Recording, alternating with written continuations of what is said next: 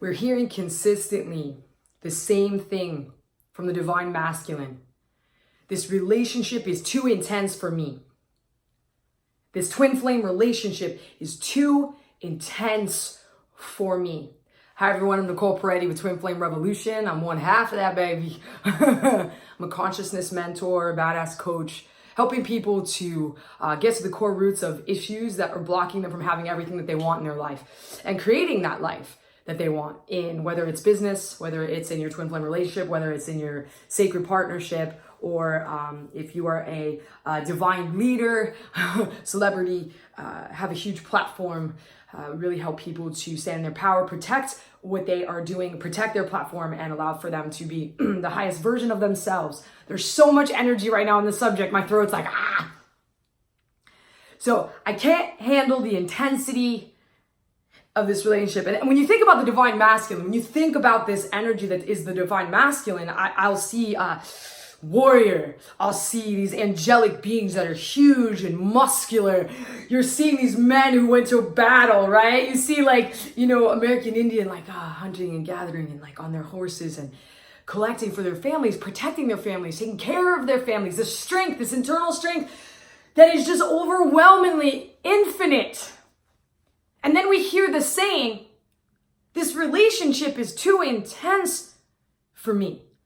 And when you look at that logically, it makes no sense that this huge strength, muscular being, right? And I'm not even talking about physically muscular. I'm talking about this internal strength that is you, saying this is too intense for me. And why do we have that as an option? Why is that negative thought form an option? Why have we, adopted this as an option? Because, baby, we had another option. We had a lower level grid. We had a false timeline. We had a luciferic, satanic, very romantic, sexy option. One that would allow for us to satiate, which could never satiate, but we falsely thought it would satiate our carnal desires. So that's too intense. So I am going to, and I see this all the time, and it's not just in my life. We work with thousands and thousands upon thousands of clients, and we see it over and over again. The outlets, the trap door, that I can't go into that intensity because if I go in that intensity, I'm going to change. I'm going to have to look at some things. I'm going to have to surrender. I'm going to have to be the best version of myself. I'm going to have to, and we think that we're going to sacrifice things. We think that we're not going to be we're going to think we're giving up some things. We're told that we'll sacrifice to be in the light, that we're going to have to give up some things to be in the light, that we're going to have to go through some things, but we're going to have to suffer to get to that place. And we're fed all these lies. And what we start to do is we start to lock into lower grid systems. We start to lock into lower frequency, connections and choices and habits and things. So I want to break down some of them for you and so that you can understand what I'm talking about. Because there's something within us that thought, right, the lie that we believed that would be easier. And so we partake in things that are self-serving. Let's serve the ego. Let's serve our flesh. Let's have a lot of sex. Let's eat really yummy foods. Let's party. Let's party. Isn't life about working a job that we hate? Or it doesn't matter if we hate it or we love it. We're retiring so that we could be somewhere and drink ourselves till we pass out or till we party till the end. It almost reminds me of Sodom and Gomorrah, this gluttony, this feeding self-serving energy that we think while we're in it, that we're having a good time. Woo, it's fun having multiple partners so I don't have to look at myself. Woo, that girl makes me feel really good because she tells me how cute I am. She's giving me all the sex that I want. And all of a sudden, boom, boom, your serotonin's popping, your dopamine's popping. Right, let's get scientific, right? All of a sudden the brain. And then what happens when it's all said and done? What are you left with? What are we left with? What is the divine masculine left with? Emptiness, unworthiness. Doesn't feel confident. How many divine masculines that are watching this or that you know are jealous? Why are you jealous? Why do we become jealous when we don't feel good or confident about ourselves? And some of us will lie to ourselves. I remember when I used to say, this is just who I am.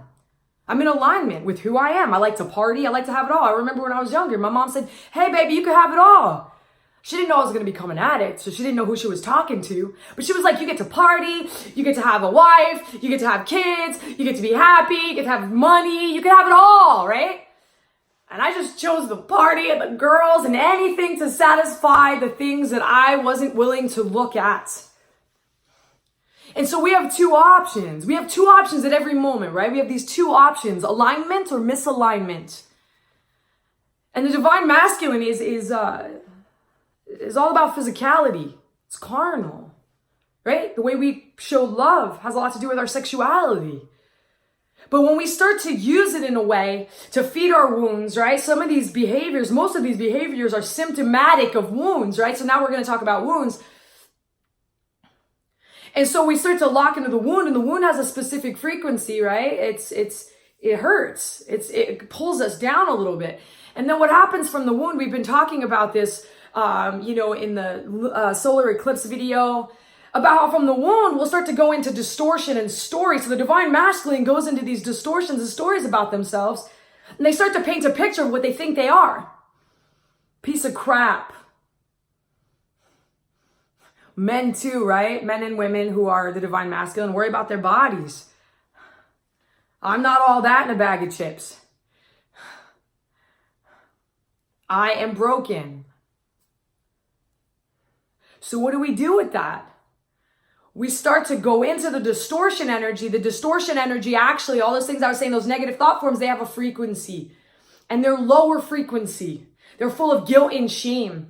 And when there's guilt and shame and there is judgment and we are feeling that way about ourselves and we are telling ourselves things about ourselves that are not true, we start to lock into false timelines. Those kind of timelines, so I'm going to explain some things to you. So a timeline is something, let's say we're in a timeline that is a true timeline for you. You'll have some bumpy stuff going on. You'll have some things that make you not feel good. But for the most part, when you're in this beautiful timeline in your life that you are on your path, you are seeing those numbers. You guys know what I'm talking about. 11, 11, 2, 2, 2, 3, 3, 3. You are in alignment. You are feeling it. You feel that alignment.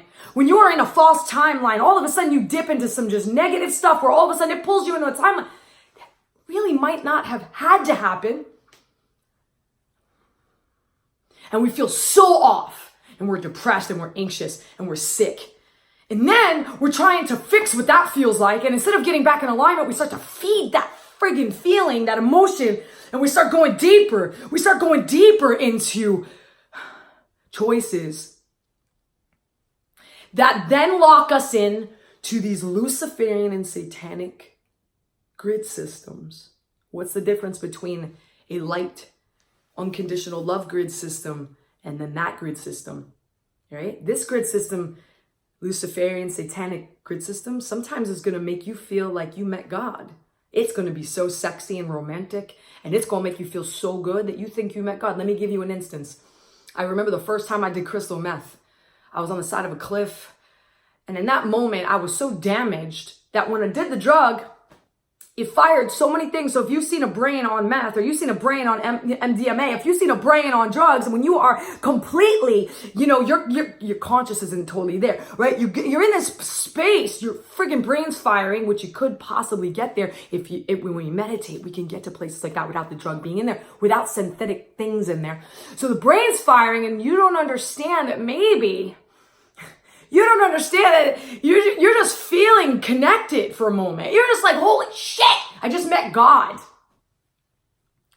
You just met false God. And then in about 2 weeks, that thing destroyed me. The energies about that drug destroyed me. We go to things that make us feel connected when we feel disconnected. So we were talking about Luciferian grids, unconditional love grids, these grids that we have like a energetic system of grids coming from all of our being to each other through the earth. Everything's connected, and we're sending each other these beautiful messages of all knowing. We're sending each other's messages so that as one ascends, we all ascend. We get this information, this beautiful information, but when we start to lock into these lower level grids, these false light grids that are really pretty, Oh my God, they're so pretty. Oh, they're sexy. They are pretty. You're feeling it when you're in it. You're in the beginning, you're just like, yeah, baby. Just give me more, give me more, give me more, give me more, give me more, give me more. It's never enough. It's just more. And it doesn't fill. And you're being lied to in it. And you're not getting the truth. And the more you're indulging, the more information coming from that grid is feeding your being with more lies. And before you know it, you're gone. You're lost. You don't know where the hell you are. You're in a friggin' false timeline. And you're believing that the one person who friggin' loves you, that you are connected to, that maybe you came to be with in this life, and maybe not, but maybe you came to do something else for mission and purpose, you miss it. You miss it. And then you go, it's just too intense for me. I'm sorry, it is not too intense for me any longer. It used to be too intense for me, right? Now I stand up and I protect my wife, and I work through my shit, and I bow down to my wife, and also bow down to myself, and I've surrendered my pain, and I've surrendered everything I've gone through, and I've friggin' purged so much for myself, so much for the collective, because I am the divine masculine, and I stand here before you to tell you, actually, I don't even need to tell you. I show you every time I stand here in front of you. I know who you are. Divine masculine. It's time to stand up. It's time to stand up. You can handle anything. You have the strength in you. You have the strength in you of hundreds of armies. You have the strength in you of like angelic realms. You have the strength in you of co-creation with God. You have the strength in you of like, I see you. If you identify with this, awesome. If you don't, awesome. If you identify with this, I'm going to call you back home. I'm going to call you back home. Come up to yourself. Come back to your knowing. When we say it's too intense, what we're saying is our divine masculine within us is too intense. It's too intense to see. It's too intense to know. It's too intense to look at it. It's too intense to have to feel all that emotion. Nicole, it's too intense for me to break down. It's too intense for me to actually surrender. It's too intense for me to cry in front of anyone. It's too intense for me to give up. It's too intense because we feel like sometimes when we surrender that we are giving up, but we're not giving up. It's too intense for me to see the mistake that I made. I have to tell you guys, if you saw all the misaligned things that I did, and I did them on purpose so that I had the contrast of what alignment looked like and what misalignment looked like. But this stuff, woo! My misalignment was crazy. I've been in false timelines where I went into a place where Dove was like, why are we here together? Like, girl, you took a left when you were supposed to take a right, and she followed me into hell. And then we came back out. I have splurged into self-serving myself to the point where, I even was called a narcissist when I know damn well I'm not. But my tendencies, the things that I was saying, only seeing self, only seeing my pain, only worrying about Nicole, being so much in my pain body that I couldn't even, so much in my wound that I couldn't look outside myself to be like, oh my God, I care about this world. And now I'm in the complete opposite, where I have to sometimes pull myself back and take care of Nicole so that I can serve you. Because sometimes I just want to serve you and be there in love, and then I have to come back and take care of myself. I saw both sides, but the reason why I was in this self-serving place, because I was in so much pain. And the only way out of this, divine masculine, the only way out of this, these templates, these false timelines, these behaviors and actions that are maybe not aligned. Now, if you're standing in front of me right now and you're just like, all of that's aligned for me, cool, I'm not going there with you. For you that are hearing this message and going, oh, snap, Diddy, you just triggered me, and there's a way out. There's a way out of these. It's just reconnecting, asking for help. Oof, divine masculine, asking for help. It hurts. I remember I couldn't ask for help. I couldn't ask my wife. I couldn't ask anyone. And I suffered. And I suffered. And I suffered. And I watched my wife getting help. And I still suffered because I didn't want it. And I was mad. And then I started getting help. And then I started seeing the shift. And once I started seeing the shift and I was experiencing the shift, and then I started to get connected, and all of a sudden my intuition was coming in, and the only way to know that you're intuitive is to actually see it. So you have to walk through it. You have to be guided by yourself. You have to hear yourself. So I got to that place, and all of a sudden, boom, boom, boom. And now I ask for help in every aspect of my life. I'm like, I'm not really sure about this. So I'm going to ask so-and-so to help me out. And I got a whole team behind me. You guys hear me say this all the time. I put so much time and money into getting served. I can serve you so much because I get served up. And that love, that give and take is the flow of all existence. And so if you're watching this or your divine masculine partner is suffering right now, we're just going to send all of this information to them through these beautiful grid systems that we have created to get to them. And if they don't want to hear it and they don't want to feel it, it is their free will. They are sovereign beings. But we are going to pass this out, just this understanding that you are strong enough. You're strong enough to have it all. You're strong enough to have it all. You're strong enough to share your feelings. You're strong enough to protect you and your union. You're strong enough to say goodbye to the drugs. You're strong enough to say goodbye to maybe giving yourself away too much to women. Because really deep down, like, there's some things going on there when we start to just give ourselves. There is so much transaction energy. And it starts to mess with our field. And it's just too much energy when it's multiple partners over and over. And all of a sudden, you can't even know if you're feeling your own feelings. You're strong enough to stand up right now. You're strong enough. And I love you. And I'm grateful for all of your, all the shit you went through. Lifetime after lifetime of darkness that you had to walk through. I honor that. I honor the pain and the suffering. I honor the wounds. You deserve to have them healed. You deserve to align. You deserve to have you back. You deserve to come home. You deserve it. For many of you that are going through this moment of feeling completely absent and lost, we miss you. The universe misses you. And in the same feeling of missing you, we see you. And we're with you, and we see you in your highest form, and we see you in the highest place, and we see you perfect. You're seen, and you are perfect. And so that feeling of being lost is not real. It's like this fabrication. It's just an illusion. You hear that all the time. It's just an illusion. It really is. You believe some things that were not true, right? You partook in some things that maybe were out of alignment.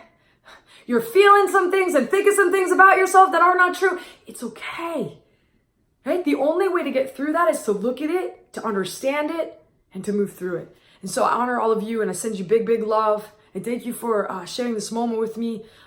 If you like this video, please share it. I just wanted to remind you guys on August 2nd at 1 p.m. Eastern Standard Time, we have the biggest twin flame friggin' event, 60-minute event that Dove and I are just gonna bring that good to a lot of questions that you guys have. That, you know, some 3 like hot topics about understanding if it's your twin, talking about separation, and also talking about the work in union. And there's so much more coming in those 60 minutes. So we love you so big. Light and love.